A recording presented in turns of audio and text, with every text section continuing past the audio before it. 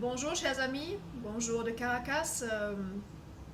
Enfin j'arrive de faire une petite vidéo avec le téléphone qu'une copine me prête parce que vous savez j'ai des problèmes techniques assez graves. La caméra ne marche plus depuis un moment et mon téléphone fait des coupures tout seul, donc je suis vraiment très embêtée pour faire les vidéos, surtout si j'ai un peu plus à dire.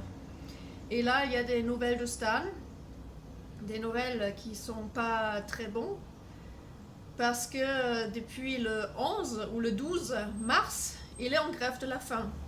Il est en grève de la faim pour réclamer une alimentation végane puisqu'il est végan.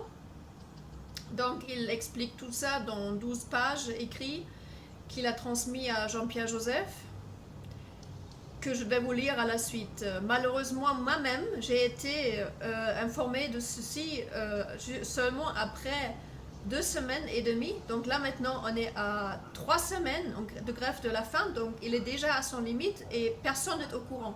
Donc c'est assez impressionnant qu'il peut se passer quoi que ce soit dans la prison de Poitiers, Vivonne, et personne n'est au courant. Donc moi je trouve c'est inquiétant que ce message, déjà ça m'arrive que 2 semaines et demie plus tard. Voilà.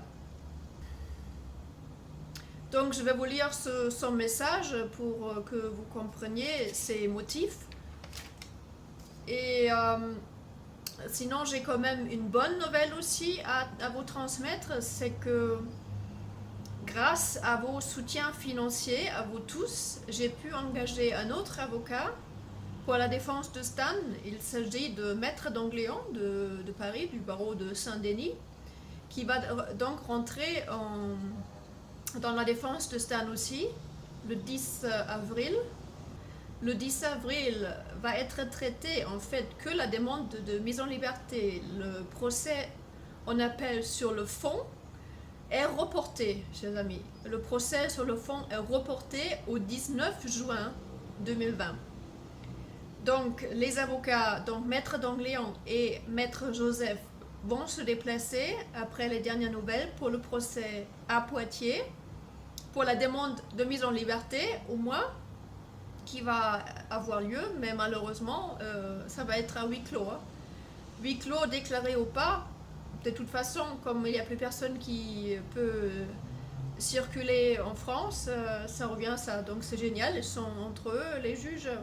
Ah oui, et Stan, il va même pas pouvoir sortir de la prison, il va être en vidéoconférence au tribunal, ils vont le mettre devant une caméra depuis la prison et il va s'expliquer de cette façon-là.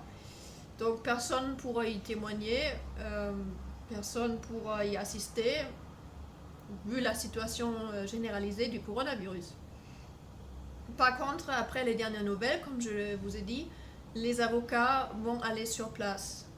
Après les dernières nouvelles, ils ne vont pas être en vidéoconférence, ils vont être dans le tribunal à Poitiers. Ouais, donc vu qu'ils vont être entre eux et vous pouvez même pas témoigner, je suis inquiète évidemment pour savoir ce qui peut sortir de là. Mais en réalité, chers amis, je crois vous aussi, vous avez déjà assez entendu avec le procès en première instance à Saintes le 31 janvier. Ouais. Je crois que vous avez eu un bon exemple et vous savez très bien maintenant de quoi il s'agit. Et sinon, pour ceux qui n'ont pas été présents, il y a le compte rendu sur Pédopolis. Je vous mets le lien sous cette vidéo. Sinon, chers amis, j'aurais bien voulu parler un peu du coronavirus aussi parce que ça nous concerne tous, ça nous rend la vie un peu difficile à tous dans le monde entier. Donc je vais vous mettre un lien d'une vidéo d'un pneumologue, d'un épidémiologiste, je crois que ça s'appelle en français, qui s'appelle Wolfgang Wodak, qui a sorti des vidéos assez intéressantes sur la panique du coronavirus. J'ai trouvé une vidéo qui est traduite en français maintenant, donc je vous mets le lien également. Et je vous mets le lien également d'une autre vidéo qui concerne une autre personne qui a fait une vidéo et en restant assez factuel. Il ne veut pas rentrer du tout dans les théories de complot parce qu'avec les croyances et tout ça, on ne peut rien faire. On ne va pas trouver la vérité avec des croyances des uns et des autres, donc on va rester sur les faits. Et lui, dans sa vidéo, c'est assez bien dit, assez bien analysé, et qui se repose aussi sur les dires du docteur Wolfgang Bodak. Donc je vous mets ce lien également, même si c'est en allemand. Je ne sais pas s'il y a beaucoup d'entre vous qui comprennent l'allemand. Malheureusement, pour le moment, je n'ai pas de traduction pour ça. Bon, peut-être quelqu'un va faire une traduction de celui-là parce que c'est super intéressant cette vidéo-là. Donc, je vous mets le lien pour ceux qui parlent allemand.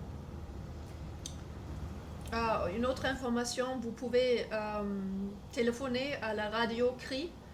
Pas seulement les jeudis pour laisser un message à Stan, vous pouvez aussi laisser des messages le lundi. Ils ont ajouté une deuxième émission le lundi soir à 19h. Et donc vous pouvez aussi appeler à cette heure-ci pour laisser des messages à Stan ou peut-être faire passer des messages à la maison d'arrêt aussi pour qu'il puisse lui permettre de se nourrir au moins. Donc, chers amis, je vous lis la lettre de Stan, qui date déjà du 12 mars 2020. Communiqué numéro 2, donc je ne connais pas le communiqué numéro 1, ben voilà. Mes chers amis, je vous informe que je commence une grève de la faim à partir de ce jour, jeudi 12 mars 2020 inclus. J'ai en effet atteint mes limites, non pas sur le plan mental, où là, en fonction de mes idéaux et de ma force de conviction, je n'en ai pas. En revanche, mon indignation, mon exaspération, ma révolte trouve une limite qui a été franchie dernièrement.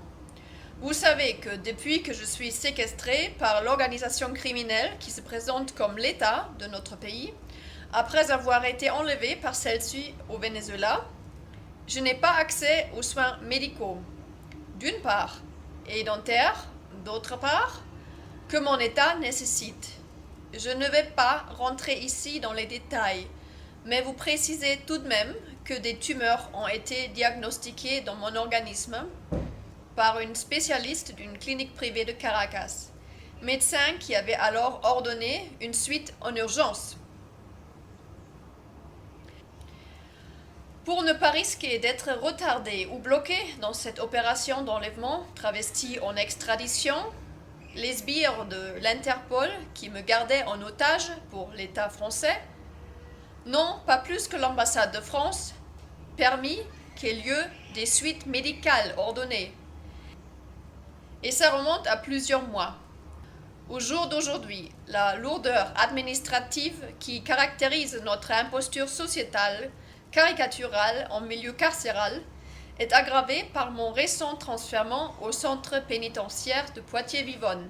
Du coup, je dois trouver normal de tout reprendre à zéro en termes de signalement et prise de rendez-vous, et d'être laissé dans une attente indéterminée. Les tumeurs sont tranquilles. C'est là un premier point.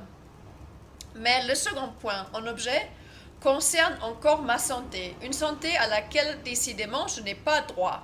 Ainsi, je suis végan depuis 15 ans avec Jeannette. Ce choix de vie que nous avons fait conjointement en 2005 fut motivé par des convictions purement idéologiques sur lesquelles je vais revenir.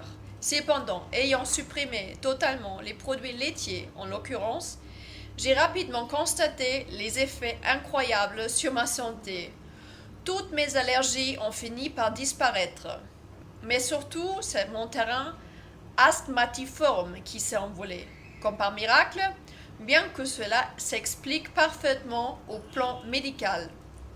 Depuis que je ne mange plus aucune chair animale, ni même de poisson ou de fruits de mer, et que je délaisse tout ce qui est à base de lait, surtout de lait de vache, j'ai une santé de fer, une énergie particulière, et ce de façon permanente. Bien sûr, devenir végan, ce n'est pas, et surtout pas, juste supprimer les produits animaux, mais c'est les remplacer par tous ces trésors nutritifs que nous offre la nature au niveau du règne végétal et aussi celui bactériologique, champignons, spiruline, kombucha, etc. Et même si l'on devient végan par idéal, par empathie pour le monde animal en l'occurrence, on ne peut que devenir beaucoup plus conscient et responsable, à commencer pour soi-même en matière d'alimentation. En clair, on doit réapprendre à se nourrir et vivre à contre-courant du système, de ces dogmes mensongers auxquels nous formate la révolution industrielle, mais aussi certaines traditions bien barbares. Bref, je sais que vous êtes nombreuses et nombreux parmi mes amis à savoir de quoi je parle. C'est un véritable art de vie qui attend le végan avec une préoccupation annexe qui est essentielle, être en santé. Vous avez compris le problème. En prison, fini les fruits et légumes frais et bio, les fruits oléagineux à coque, les céréales complets et bio, les laits végétaux, les bonnes huiles végétales pressées à froid, les tisanes naturelles et thérapeutiques, la spiruline, etc. Ici, pour ne pas mourir de faim, pour traquer quelques rares minéraux, vitamines ou enzymes, pour ne pas perdre trop de masse musculaire, je dois me résoudre à manger des matières mortes, en très très large majorité prétendues alimentaires et exclusivement issues de l'industrie, produits laitiers, poissons, quelquefois steaks ou boulettes à base de soja toxiques et hautement allergènes, pain et céréales raffinés, fritures et autres préparations baignant dans les graisses saturées. L'imposture du 5 fruits et légumes par jour n'est pas à la mode ici, c'est plutôt du 5 fruits et légumes par semaine si on a de la chance et pas du bio. À l'extérieur, on s'imagine qu'un détenu peut recevoir des colis alimentaires, d'où cette expression « je viendrai t'apporter des oranges » pour dire à quelqu'un qu'il va aller en prison. Mais pas du tout.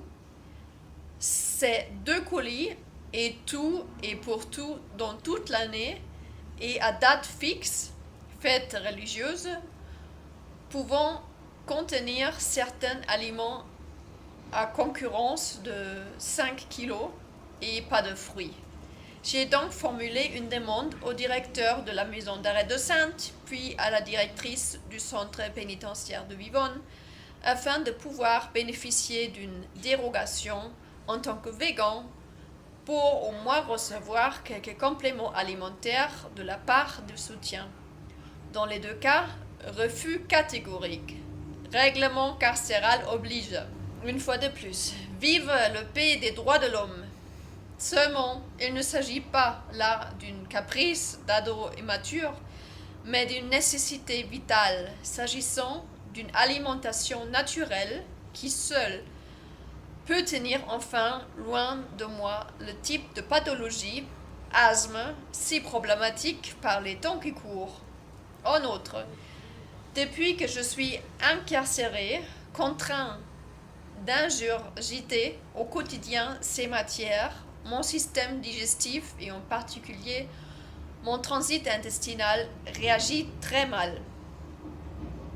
Si je ne le mets pas sur off, faute de mieux, c'est lui qui va me faire une grève, ayant déjà frôlé l'occlusion intestinale dans la geôle de l'Interpol Caracas. Je ne vous fais pas de dessin. Donc, je ne vais pas non plus attendre de voir ce que va donner un tel régime hyper acidifiant avec privation de vitamines, dont la C, cruciale en climat de pandémie virale, entre autres. Les cantines, me direz-vous. Pas de chance, depuis que je suis arrivée à Vivonne, le 24 février dernier, je n'ai pas pu cantiner de fruits, même pas de ces fruits issus de l'agriculture intensive, plus riches en poisons chimiques qu'en vitamines, et plus que probablement irradiés. L'entreprise privée OIREST, qui a ce formidable contrat avec l'administration pénitentiaire, lui permettant d'être l'unique source d'alimentation et d'équipements divers pour les détenus des prisons récentes, comme celle de Vivonne, décide de ce que les détenus peuvent cantiner ou pas. Bien sûr, oubliez le bio pour commencer. Oubliez les laits végétaux ou produits à base de lait végétal. Oubliez les fruits oléagineux et leurs sources d'oméga. Il y a le choix contre 2 marques de cacahuètes industrielles grillées, salées, roulées dans l'huile bien toxique. Oubliez tout type d'aliments à base de céréales complètes. J'allais oublier. Je suis injuste avec la société au reste. La liste d'aliments cantinables prévoit une catégorie diététique avec 3 produits: édulcorants, lait poudré et crémé et, non, ça n'est pas une blague, Coca-Cola Light. Je suis sauvée. Bref, qu'on se le dise, le règlement, c'est le règlement et c'est pour tout le monde pareil. Enfin presque. Les musulmans, je salue au passage mes frères musulmans, ont obtenu que les cantines prévoient une rubrique de produits halal. Curieusement, par contre, il n'y a pas de catégorie cachère pour les juifs.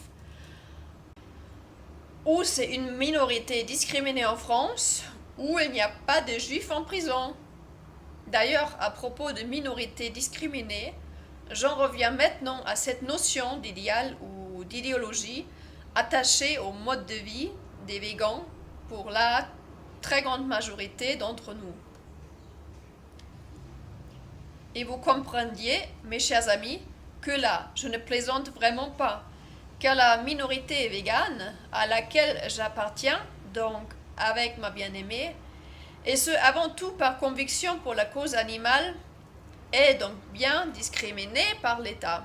Or, il s'agit de la seule minorité qui, si elle cessait d'être minorité jusqu'à atteindre la moitié de la population humaine, par sa seule existence, viendrait, en un temps record, à bout des pires maux de notre planète et de notre espèce, enfin de ceux dont nous avons le droit de parler, comme la faim dans le monde, la déforestation, l'épuisement des réserves mondiales d'eau, les effets de l'élevage et de la culture industrielle intensive.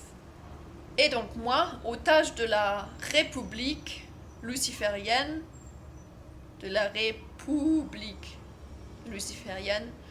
je devrais mettre un mouchoir sur mes idiots en me soumettant à ces règles tordues, tout en acceptant que ma santé soit ainsi détruite? Non, mes amis. Il m'apparaît bien clair que la minorité végane et les causes fondamentales rattachées à son idéologie, la protection et le sauvetage des espèces animales dites d'élevage, la protection et le sauvetage de la nature, de notre planète et de la vie avec un grand V, sont bien trop importantes et sacrées pour que je m'écrase. Vous savez, mes chers amis, on me donne l'étiquette, certes méritée, mais trop réductrice de activiste contre la pédocriminalité. S'il est vrai que j'ai flanqué en l'air ma vie pour la cause des enfants martyrs, ce qui avait commencé en 2006 avec l'affaire Vincent, c'est que le brave type que je suis a été confronté à ce cas révoltant et a estimé devoir faire face à ses responsabilités d'homme. C'est ainsi que j'ai réalisé qu'il s'agissait d'un cas parmi d'innombrables d'autres de trahison d'État, de protection institutionnelle, des pires monstres et des pires réseaux qui soient généralisés, formels. Je ne pouvais pas sortir d'un tel combat, mais fondamentalement, je suis plus un activiste pour les droits de la vie, profondément meurtri depuis toujours, pour les abominations que notre espèce, soi-disant évoluée, perpétue sur d'autres espèces, bouleversée par le surréaliste saccage que notre prétendue espèce civilisée applique à notre mère nature, à notre planète. Alors j'ai une occasion ici, ayant en ce moment plus d'écoute que je n'ai sans doute jamais eu, à travers ce que je dois endurer maintenant, d'élever ma voix, grâce à vous tous, mes amis, pour cette idéologie sacrée, cruciale, portée par des millions d'êtres humains de conscience, dont l'empathie, l'humanité, les ont poussés à devenir végans. Il ne s'agit pas juste d'une idéologie, mais bien d'une façon de vivre et laisser vivre, de ne pas participer ni consentir au pire, ce au quotidien. Dans la pratique, sur un plan à la fois personnel et collectif, il n'y a pas de meilleur moyen de lutter à la fois pour la condition animale, la nature, le futur de nos enfants, la santé et le bien-être de nos enfants que d'être végan et de le revendiquer avec conviction à toute occasion. Et ce facteur santé pour les végans doit en ce moment plus que jamais être mis en évidence et expliqué.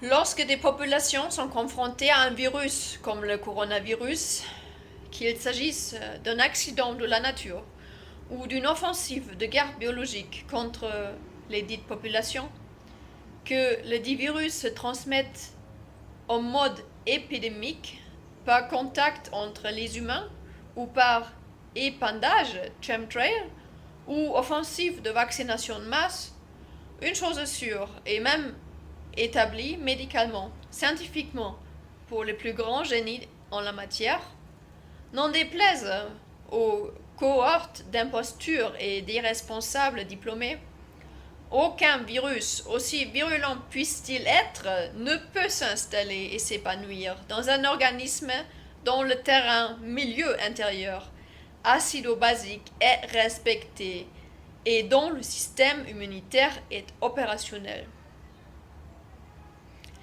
Ce type de saleté nécessite pour survivre et proliférer des organismes dont les cellules baignent dans un liquide acidifié et dont les défenses immunitaires ont été sabotées.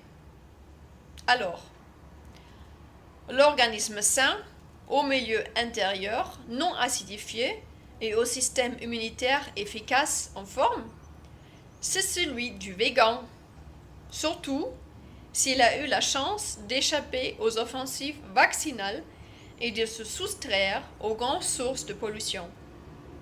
Quant à l'organisme de l'hôte idéal pour tout virus et parasite, l'organisme bien acidifié et au système immunitaire niqué, il est produit en chaîne industrielle par le mode de vie, mode de mort, de notre bonne civilisation moderne de consommation.